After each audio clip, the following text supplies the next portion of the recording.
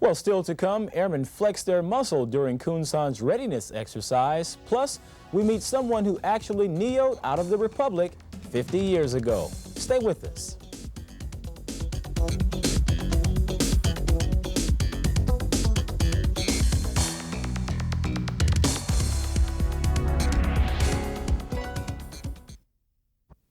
With courageous channels successfully in the books, non-combatants now have a taste of what would happen in an emergency. Airman Kane Faribault now introduces us to a couple that was very glad that NEO worked when it counted. June 25th, 1950. Communist forces from North Korea crossed the 38th parallel and began a large-scale invasion that launched the Korean conflict. Dr. Edward Kilbourne and his wife Edna were just 2 of the 3,000 Americans in Seoul on that night.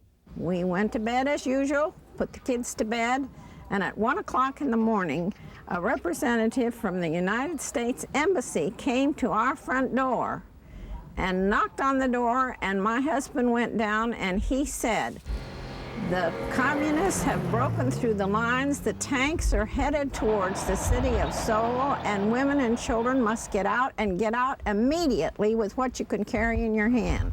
Mrs. Kilbourne and her children were evacuated to a Norwegian freighter bound for Japan. Dr. Kilbourne left Seoul 3 days later and was reunited with his family. 50 years later, they are back on the Korean Peninsula, and the reality of an evacuation still exists. And our means of getting out right now are tremendously more hopeful, and I give assurance to the American and the alien community that there's a lot more optimism on that level. Still very real. In 50 years, the number of Americans in Korea has multiplied. Dr. and Mrs. Kilbourne know the importance of being prepared should an evacuation be imminent. Airman Kane Faribault, AFKN News, Yongsan.